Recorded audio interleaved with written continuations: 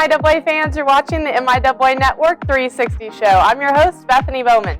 In this week's MIAA 360 show, we take a look back at the NCAA Division II National Football Game of the Week between Central Missouri and Fort Hays State.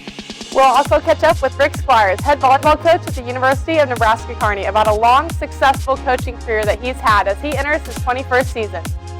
But first, football is underway, and Week 1 already gave us some great matchups. So let's take a look at the Central Missouri-Fort Hays State game in Warrensburg.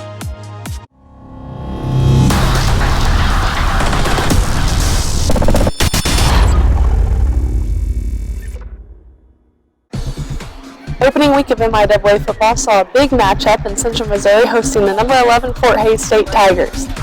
In the first quarter, Hays takes a 7-0 lead on this touchdown pass from Chance Fuller to Lane Beaverly. Hays would lead 13-0 early in the second quarter before a 66-yard run by Central Missouri's Kobe Wilkinson got the Mules on the board. A Fort Hays field goal made it 16-7 Tigers, but UCM answered with a touchdown by quarterback Brooke Bowles to keep it close at 16-14. Fuller connected with Harley Hazlitt midway through the third quarter for a 23-14 Tiger lead, but again Central Missouri had an answer. Wilkerson's second touchdown of the night came on an 11-yard pass from Bowles, and it's close once again at 23-21.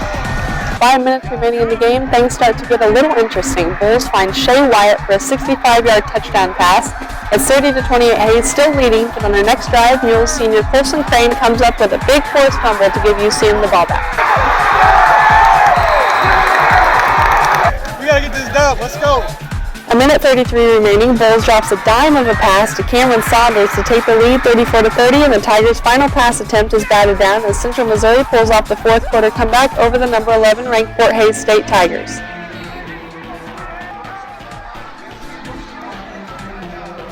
We caught up with a couple of the Mules and head coach Jim Sabota following the big win. Well, fourth quarter comeback today for the Mules in the NCAA Division II Game of the Week against Fort Hays here at your place. And Brooke, for you, your debut back after an injury sat you out all of last year. How good does this win feel?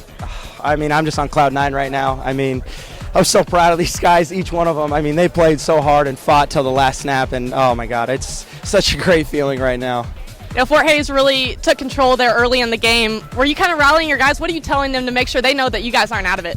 Well, to be honest, it was a lot of my mistakes in the first half, and I just kept telling them, you know, guys, just keep battling. Our plays are there; they're going to work. We just need to execute them. And I actually got pulled to the side at halftime by Coach Sabota, and he was just like, "Calm down, Bowlesy. Calm down. Play your game, and we'll win this game." And sure enough, we had some big stops. Big fourth down conversion by Zach Davidson, and yeah, it was such a great game. I don't know if you've been able to see across the league some of the other scores quite yet, but a lot of games kind of turned out like this one. Came down to the wire even when there was an early lead. What does that say about MIAA football? Got great football here. I mean, it's anybody's game each week. Anybody can beat anybody, so, you know, you got to come ready, come prepared. Okay, best of luck next week. Congrats on the win. Thank you. Fourth quarter comeback for you guys. You playing on the defensive side of the ball, had a really big forced fumble. What can you say about your defense overall tonight, though? I think we did a great job tonight. We let them drive on us a little bit, but that happens. And we've had a long off season. We've been preaching get the ball out and, you know, just cause havoc and just keep coming after every play. So I think we did a great job tonight. It was a fun game. Defense really came together, especially late in the game. So what was your coach's message to you guys? He just said keep pushing. You know, we got them on their heels. We've been hitting people all game. We've been really physical, and our D-line have been getting pressure up there. So he just said kept pushing, and turned out good. So specifically that last drive for Fort Hays where you guys get the ball back and secure the win, what are you thinking as you're lining up against them? I don't even know what was running through my head at that point. It was just last play, make a play or lose. So, you know, we got out there and did it, and it just can't even explain it. Colson, congratulations. Good luck next week. Thank you very much. That was a good way to be the showcase game, right? Gave the fans their money's worth, but just really excited for our players. You know, it was this was one they had thought about for a long time, just the way their season started last year against this team and the frustration that went along with that. And I think that frustration was sort of played out in the first half. I thought we were really tight. That was my assessment. I thought we were playing good defense in the first half, particularly against the run, but offensively, we were just, it was just kind of those near misses, and Brooke was playing like he had to win the game on every play, and I think that, my talk with him at halftime was that, look, guys, this kind of plan and this sort of wanting to win and trying real hard and all that's not working for us, so we just got to go out and play. You talked a little bit about Brooke Bowles, a guy that comes back from injury and can do what he did tonight, really good stat line. You told me that you had said at one point, Brooks, just calm down. So, having him at quarterback, what did you see in him when you guys were leading that fourth quarter comeback? Oh, I thought you saw the real Brooke Bowles in the second half, what he can do, and just his spontaneity with making plays and his confidence. And, I just kind of pulled him aside by himself at halftime. I said, look, I understand where you're coming from. I mean, this was a game that sort of changed, the road last year in terms of our season and how we got injured and all those kinds of things. And wanting it really bad and trying really hard is important, but it's not what's really going to win it for you. You just gotta, you gotta play loosely and you got to play with confidence. And he finally got back to that in the second half. I think both teams were a little bit of question marks going into this season, just like who you had back and things of that sort. But, you guys really showed that you had a lot of weapons out there. And what does that say to you as you guys move forward this season? Well, we only had 3 seniors starting. However, out of our 44 on our 2-deep on both sides of the ball, 37 of those kids had played in an MIAA game, and a lot of them played a lot. And so, on paper, at a glance, it's like, well, this team's really young. But we actually have, an experienced team, and I emphasized that with them. I said, don't buy into this young team, and we're not waiting around for anything to mature and all those kinds of things. Our time is now. So I think they played like some vets today. All right, Coach, congrats. Everybody wants to start off 1-0. You guys able to do that tonight, so enjoy this win and good luck next week. I will enjoy it. Thank you.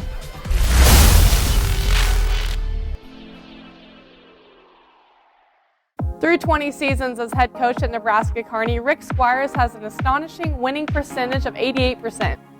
We caught up with him in Kearney to talk about his career and the upcoming season.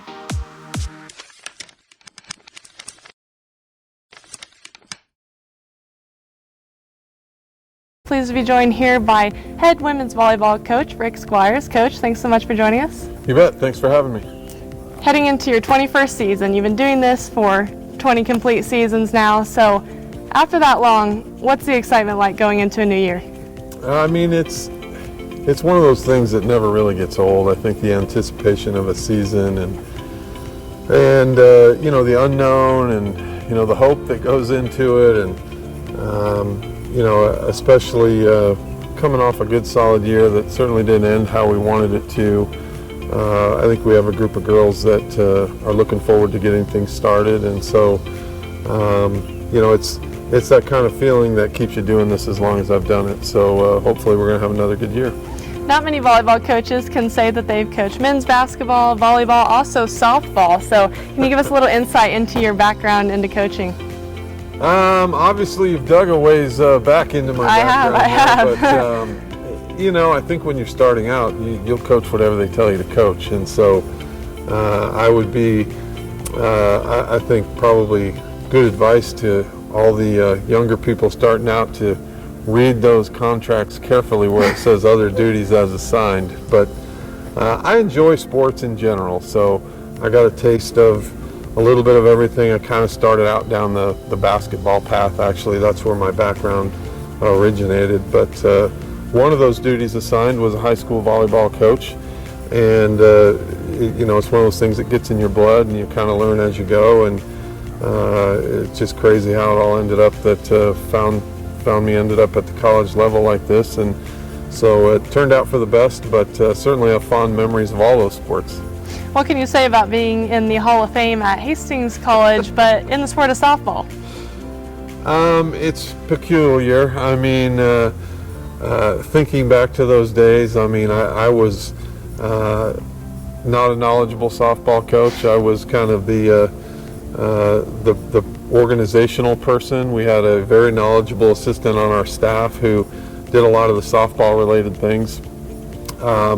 And so it was an interesting journey there that didn't start very well. The first season I remember was not very very strong. We actually struggled all the way through the year and had some injuries and so forth, and then that same group of girls came back and just made this unbelievable run at the end of the year into like the final 6 or final 4 at the national tournament, and that's one of those things that that team ends up in the Hall of Fame and I go along for the ride, but I like to joke about it every now and then, that's for sure.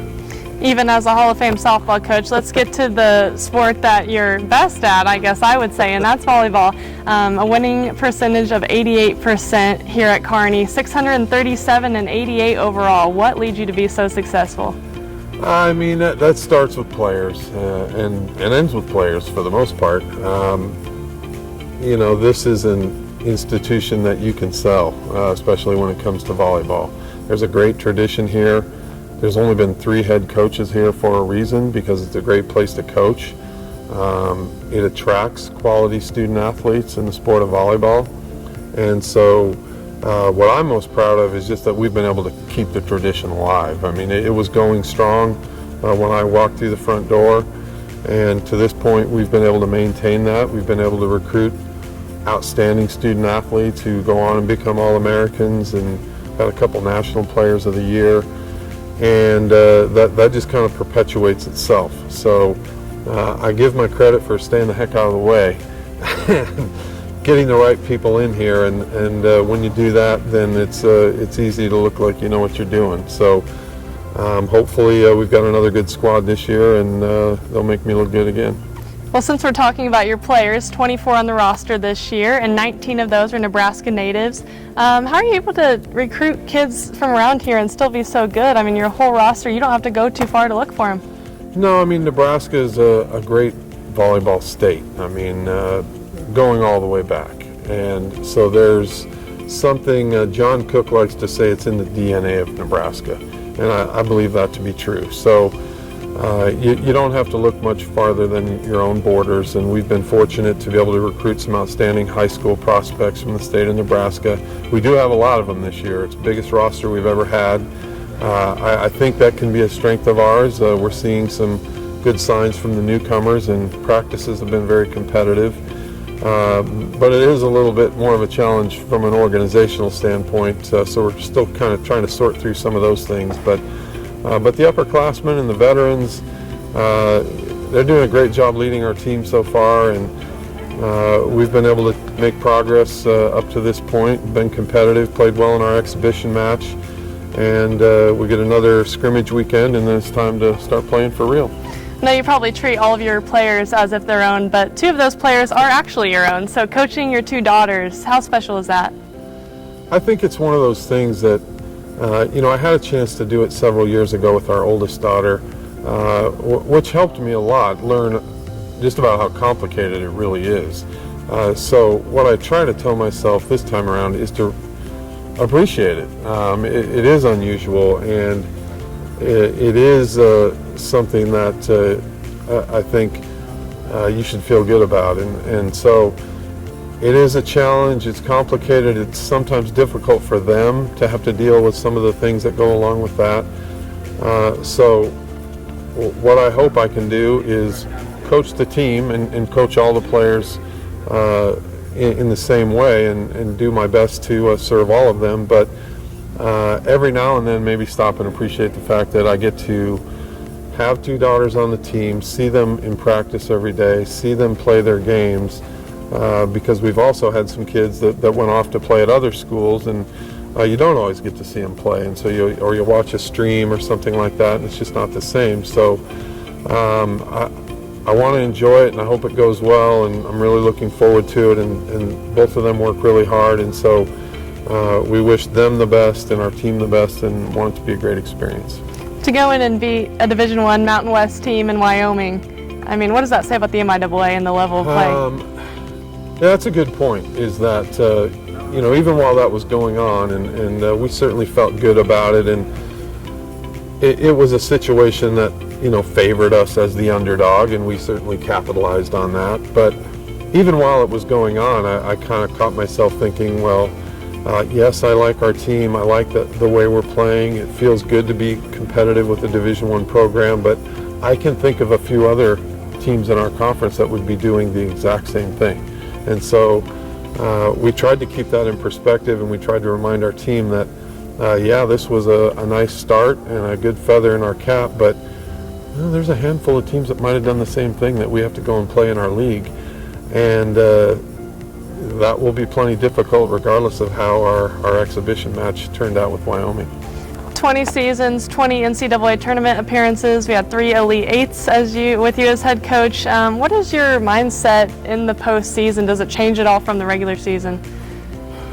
Maybe it should, because we're on a little bit of a slump here, but I try not to let it. You know, I feel very fortunate that, especially considering the region we've played in for the last several years, that we can be participating in the tournament. It's hard to get to the NCAA tournament in this region, so I'm proud of the fact that we've been in there. You know, it's difficult to do that. Every year I try to appreciate that fact, but there's no question, you know, when you don't advance, it's painful, and we experienced that last year as a 1 seed, and so we're trying to use that as a motivating factor this year. But so you're trying to balance that whole, you know, appreciate how difficult it was to get to that point, but on the other hand, it wasn't a whole lot of fun not going any further. So I think we've got a group of girls that would like to get there again and make some kind of a run. Got an elite facility here for an elite team. How much has this great place elevated your program? Well, no question, one of the best things about being a student athlete here, especially a volleyball player, is the Health and Sports Center. And we talked about tradition earlier, and there is unbelievable tradition in this place. I think it's true that the top 5 attendance figures of all time occurred right here in the Health and Sports Center. So we appreciate that. Our girls love playing here. It helps us recruit.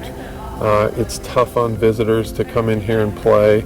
We get tremendous fan support, great community support, and so you know, it's one of those things that just is really special. It's beyond a lot of Division I programs. They don't have anything like this. So you know, we always encourage people to come check it out. We get visiting teams to come in here just to experience the environment. And no question it helps us in the recruiting process, because as student athletes go around and visit and watch matches, if you come to one here, it's hard to find something elsewhere that really resembles this, and so we've been able to attract some quality players because of it. Lastly, Coach, X's and O's aside, what can we expect to see from your team this season? Just like some intangible things that you really value in your players. You know, so far we've showed really good competitiveness again. I think last year that was the reason we were a contender. It was the reason we were able to win the MIAA regular season and tournament championships. We just had a group that might not have been the most physically talented, but they were awfully competitive. They played great defense. They never gave up on a rally or a set or a match. They came from behind a lot. I think I see some of those same qualities in this group. I also think we might have a few more weapons than we did last year, just a few more options. So we're still learning a little bit about our group, and we've got one more weekend to do a little bit of scrimmaging and kind of experiment. But based on what we've seen so far, I think they're going to be a bunch of battlers, and hopefully that gives us a chance. All right, well, good luck to you and your team. Thank you so much. Thank you, appreciate it.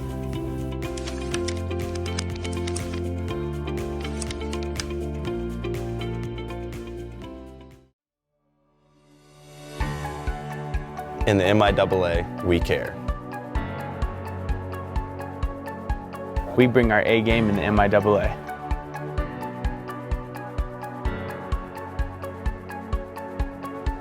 We are higher education.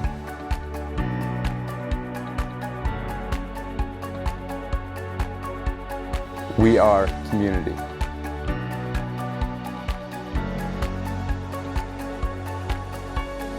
We are winners.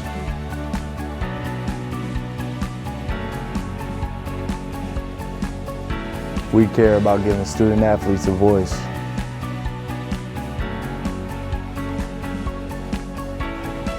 We are Division II.